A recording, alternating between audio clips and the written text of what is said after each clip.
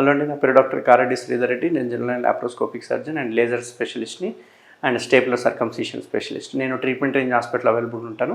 ఈ treatment range hospital అనేది KPHB road number 4 Kukatpally, Hyderabad అవైలబుల్గా ఉంది. సో ఇవాళ చూసుకుంటే కనుక మగవారిలో వచ్చే ప్రాబ్లమ్స్ ఏందని చూసుకుందాం. మగవారిలో యొక్క అంగం ముందరున్న చర్మం ఏదైతే ఉందో అది రిపీటెడ్గా వెనక్కి రాకుండా స్టక్ అయిపోవడము, ఎరెక్షన్ అయినప్పుడు పెయిన్ఫుల్గా రావడము, ఇట్లాంటివన్నీ చూస్తూ ఉంటాం. అసలు ఏంటి ఇది? అంగం ముందరున్న చర్మం ఎలా ఉండాలి? నార్మల్ అంటే ఏంది, అబ్నార్మల్ అంటే ఏందని మనం తెలుసుకుందాం. చూసుకుంటే అంగం ముందలుండే హెడ్ భాగం ఏదైతే ఉందో దీన్ని మనం గ్లాన్స్ అంటాం. గ్లాన్స్. ఈ పైన చర్మం ఏదైతే ఉందో ఫ్రీగా మూవ్ అవుతుంది, కిందున్న చర్మం మాత్రం ఇక్కడ అటాచ్ అయ్యి ఇట్లా ఉంటుంది. సో మనకి ఈ రకంగా ఉంటుంది. సో మగవాళ్ళు చూసుకుంటే కనుక ఈ ముందరున్న చర్మం ఏదైతే ఉందో వెనక్కి లాగినప్పుడు ఫ్రీగా వెనక్కి మూవ్ అవ్వాలి. ఎంత ఫ్రీగా అంటే మనము ఎరెక్షన్ అయినప్పుడు కూడా మామూలుగా చిన్నగా ఉన్నప్పుడు, అంగం చిన్నగా ఉన్నప్పుడు, ఫ్లాసిడ్ స్టేజ్లో ఉన్నప్పుడు ఈజీగా మూవ్ అవుతుంది. కానీ అది కాదు ఇంపార్టెంట్. అంగం పెద్దగా అయిన తర్వాత కూడా అంతే ఫ్రీగా మూవ్ అవ్వాలి. అలా ఫ్రీగా మూవ్ అయితే దాన్ని నార్మల్ అంటాం. అంతేకాకుండా ఇక్కడ అటాచ్మెంట్ ఉంటుంది. ఈ అటాచ్మెంట్ని మనం ఫ్రెన్యులం అంటాం. ఒక రబ్బర్ బ్యాండ్ లాగా ఉంటుంది అటాచ్మెంట్. ఓసారి వెనక్కి లాగినప్పుడు అటాచ్మెంట్ కూడా వెనక్కి ఫ్రీగా మూవ్ అవ్వాలి. కానీ కొందరికి పైన అటాచ్ అవుతుంటుంది, కొందరికి పట్టేసినట్టు ఉంటుంది, కొందరికి పెనిస్ కొంచెం బెండ్ ఉంటుంది. ఇట్లాంటివి కూడా చూస్తూ ఉంటాం. దీన్ని హై అటాచ్డ్ ఫ్రెన్యులం అట్లా అంటుంటాం. సో ఈ ముందరున్న చర్మం ఫ్రీగా వెనక్కి మూవ్ కావాలి. ఎంతవరకు మూవ్ కావాలంటే అప్ టు ఈడు వరకు ఫ్రీగా మూవ్ అవ్వాలి. అప్పుడే దాన్ని నార్మల్గా కన్సిడర్ చేస్తాం. కానీ చాలామందికి ఏంటంటే 100లో చూసుకుంటే కనుక 70% మెంబర్స్కి అంగం వెనక్కి పోదు. ఒకవేళ పోయినా కానీ టైట్గా పోతుంది, అంత ఫ్రీగా మూవ్ అవ్వదు. ఇట్లా ఫ్రీగా మూవ్ కాకపోవడాన్ని మనం ఫైమోసిస్ అంటాం. ఫిమోసిస్ వల్ల ఏంటి అంటే ఈ వెనక్కి చర్మం రాదు. కొందరికి ఇక్కడ వరకే వస్తుంది, కొందరికి ఇక్కడ వరకే వస్తుంది, కొందరికి ఇక్కడ వరకే వస్తుంది, కొందరికి వెనక్కి వస్తుంది కానీ టైట్గా మూవ్ అవుతుంది, పెయిన్ఫుల్గా మూవ్ అవుతుంటుంది. దీన్ని మనం ఫిమోసిస్ అంటుంటాం.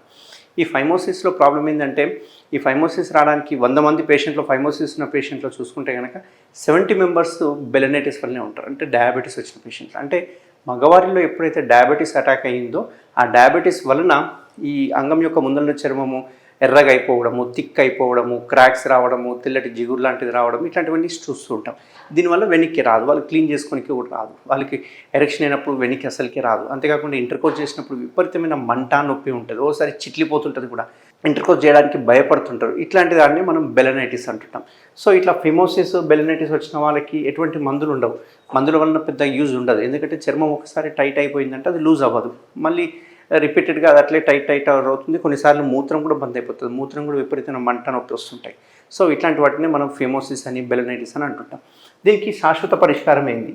దీనికి ఎటువంటి చికిత్సలు అవైలబుల్ ఉన్నాయి అంటే ఆ ముందరున్న చర్మం ఏదైతే ఉందో అంగం యొక్క ముందరున్న భాగం, ఆ గ్లాన్స్ మీద ఉన్న చర్మాన్ని తీసేసేయాలి. దీన్నే మనము సర్కంసిషన్ సర్జరీ అంటాం. తెలుగులో అయితే సుంతి ఆపరేషన్ అంటుంటాం, హిందీలో అయితే కత్నా అని చెప్పి పిలుస్తూ ఉంటారు. యూజువల్గా ముస్లిమ్స్ చేయించుకుంటుంటారు చిన్నప్పుడు. చాలామంది ఏంటంటే అది ముస్లిమ్స్ చేయించుకుంటారు, హిందూస్ చేయించుకోవచ్చో లేదో, చేయించుకోకూడదు కదా మనకి అని అంటుంటారు. ఇవన్నీ అపోహలు.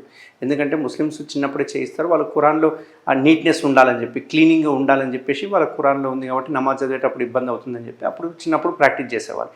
బట్ హిందూస్లో చూసుకుంటే ఎవరికి ఇది అవగాహన లేదు. దీనివల్ల ఏంటంటే వాళ్ళు అలాగే వదిలేస్తున్నారు. ఇప్పుడు ప్రాబ్లం అవుతుంది. ఏజ్ వచ్చిన తర్వాత 20 ఇయర్స్ తర్వాత, 30 ఇయర్స్ తర్వాత వాళ్ళకి డయాబెటీస్ అటాక్ కావడం వల్ల అప్పుడు ఈ ప్రాబ్లమ్స్ స్టార్ట్ అవుతూ ఉంటాయి. సో ఈ ఫిమోసిస్ వచ్చిన వాళ్ళకి చికిత్స తప్ప వేరే ఆప్షన్ లేదు. ఓన్లీ శస్త్రచికిత్స మాత్రమే చేసుకోవాలి. ఆపరేషన్ ఒకటే మార్గం. దాన్నే మనం సుంతి ఆపరేషన్, సర్కంసిషన్ అంటాం. ఇది మన ట్రీట్మెంట్ రేంజ్ హాస్పిటల్లో చేసే అడ్వాన్స్డ్ ఏంటి అంటే స్టేప్లర్ సర్కంసిషన్. దీన్ని కేఎస్ఆర్ స్టేప్లర్ సర్కంసిషన్ సర్జరీ అంటారు. దీనిలో మనం ఏం చేస్తామంటే ఇక్కడ వరకు చర్మాన్ని తీసేసేస్తాం. అంటే ముందరున్న చర్మం ఒక 20-30% పార్ట్ ఆఫ్ ద స్కిన్ని తీసేసేస్తాం. తీసేయడం వల్ల ఏంటి అంటే అది ఎలాస్టిక్గా ఉంటుంది కాబట్టి మనకు పిన్నులు అనేవి ఇక్కడ పడతాయి, పిన్నులు అనేవి ఇక్కడ రౌండ్గా పిన్నుల్స్ పడతాయి అన్నట్టు.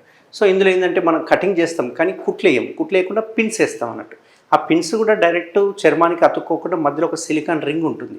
ఆ సిలికాన్ రింగ్ మీద నుంచి డ్రాప్ అవుతాయి పిన్స్. సో సిలికాన్ రింగ్ ఊడిపోయిందంటే ఆటోమేటిక్గా పిన్స్ ఊడిపోతాయి. మామూలుగా మిగతా స్టేప్లర్లో పోలిస్తే కనుక మన స్టేప్లర్ ఎందుకు అడ్వాన్స్డ్ అంటే ఆ సిలికాన్ రింగ్ చాలా సాఫ్ట్ ఉంటుంది, దానివల్ల పెయిన్ ఉండదు, వాపు రాదు, బ్లీడింగ్ ఉండదు. కానీ మిగతా స్టేప్లర్లో చూసుకుంటే కనుక ఆ సిలికాన్ రింగ్ హార్డ్ ఉంటుంది కాబట్టి కొంచెం పెయిన్ ఉండే అవకాశాలు ఉంటాయి. కొందరికి అసలు సిలికాన్ రింగ్ ఉండదు, డైరెక్ట్ పిన్స్ పడిపోతాయి. అట్లాంటి వాళ్ళు మళ్ళీ పిన్స్ తీసుకోవడానికి రావాలి హాస్పిటల్ దగ్గర. బట్ మన కేఎస్ఆర్ బ్రాండ్లో కనుక చూసుకుంటే సిలికాన్ రింగ్ ఉంటుంది కాబట్టి రింగ్ ఊడిపోయిందంటే ఆటోమేటిక్గా పిన్స్ అన్ని ఊడిపోతాయి అని అర్థం. సో ఇది just 5 minutes procedure, 5 to 10 minutes procedure. Within half an అవర్లో డిశ్చార్జ్ చేయడం జరుగుతుంది. ఎటువంటి డ్రెస్సింగ్స్ అవసరం లేదు, ఎటువంటి పథ్యం అవసరం లేదు, ఎటువంటి బెడ్ రెస్ట్ అవసరం లేదు, యథావిధిగా పేషెంట్ హాస్పిటల్ నుంచి ఆఫీస్కి వెళ్ళిపోవచ్చు డైరెక్ట్గా. ఎటువంటి కాంప్లికేషన్స్ ఉండవు, ఎటువంటి బ్లీడింగ్ ఉండదు కాబట్టి డైరెక్ట్గా వెళ్ళిపోవచ్చు అన్నట్టు.